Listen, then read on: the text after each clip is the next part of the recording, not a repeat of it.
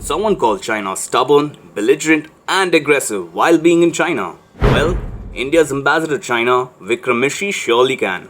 China thought it could strong arm others with aggression and belligerence in the Himalayas, the South China Sea, and the East China Sea. But India's ambassador to China has given a tough message to the paper dragon. Multilateralism and intimidation cannot go hand in hand. Now, China stands shocked as the Indian envoy says Sino-India ties won't improve unless and until the border tensions die down. Hi and welcome to TFI Global, the foreign affairs and geopolitical analysis arm of the TFI Media Group. I am your host Rohan, and in this video we will discuss how the Indian ambassador to China slammed every single Chinese policy while being in China. In a candid address at the opening sessions of the 7th ICWA, India's ambassador to China, Vikram Misri, took a number of sarcastic jibes at China and schooled China on a number of issues. The broad theme of Misri's address was how border tussles and broader bilateral relations cannot go hand in hand. He also told China that no country can dictate its own terms in a multilateral world order.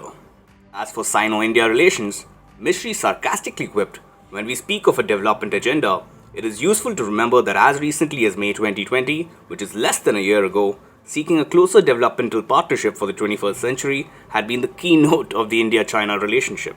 So basically, the Indian envoy made a reference to Chinese aggression in India's eastern Ladakh straight away.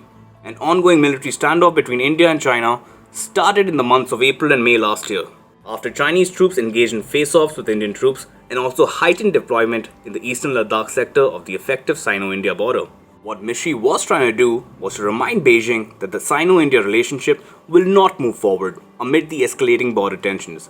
The Indian ambassador underscored the importance of elaborate mechanisms and parallel structures for border control that helped create the environment in which the India-China relationship grew spectacularly between 1988 and 2019. The Indian envoy was actually looking to contradict Sun Weidong, China's ambassador to India. The Chinese ambassador had said, "The boundary dispute is a reality and should be given sufficient attention and taken seriously. However, the boundary question is not the whole story of China-India relations and should be put at a proper place in the overall bilateral relations." But Misri declared India's unwillingness to normalize ties with China unless the boundary issue gets resolved. He said, "It is tempting today to remember this period with a touch of nostalgia and to argue that we should shelve our differences and things should immediately go back to the way they used to be." Misri added, "But we must acknowledge that these enabling structures and the fundamental premise of the closer developmental partnership have been placed under the considerable strain by the serious incidents and the resultant violation of peace and tranquility at the line of actual control in eastern Ladakh in April 2020 and thereafter." Taking another dig at Chinese diplomats and officers who often try to downplay the border tensions, the Indian ambassador said, "We have also seen a tendency in some quarters to sweep the situation under the carpet and characterize it as just a minor issue and a matter of perspective. This too is inadvisable as it can only take us further away from a sustained solution to present difficulties and deeper into an unfulfilling stalemate." Misri's lengthy remarks on Sino-India ties in the shadow of the ongoing military standoff highlight how China has been getting troubled by the overall decline in Sino-India ties. Following China's military provocation last year, New Delhi has made it a point to hurt the paper dragon in every possible area of bilateral relationship, including the economic ties between the two countries. India has managed to inflict very heavy costs on Beijing by banning Chinese apps and reducing imports from China.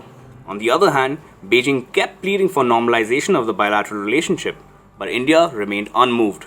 Misri has again hinted that India will keep decoupling itself from the Chinese economy unless and until there is peace and tranquility at the border. Misri's remarks also touched upon larger Chinese belligerence across the Indo-Pacific and how Beijing is an obstacle to the spirit of multilateralism.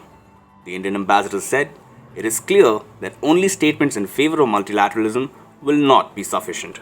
Misri's remark was, of course, aimed at Chinese diplomats, officials, and state-run publications which keep mentioning the need for multilateralism every time the free world criticizes Beijing's actions.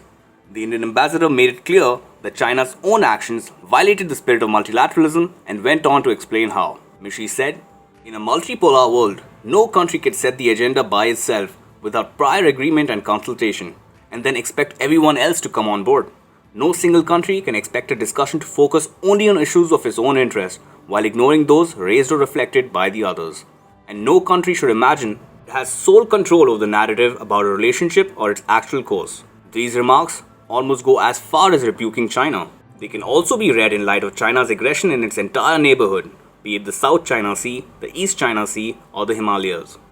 China bullies ASEAN members like the Philippines, Malaysia, Vietnam, and Brunei.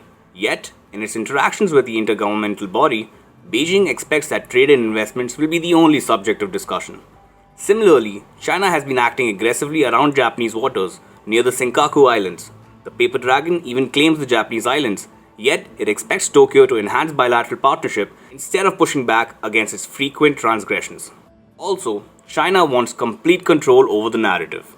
Beijing likes to believe that Taiwan is a part of its territory under the One China policy.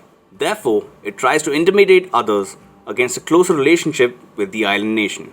But such dogmas and high-handedness are clearly at odds with the spirit of multilateralism.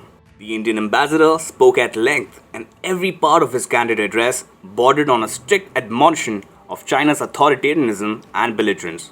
India's ambassador thus slammed every single Chinese policy while being in China.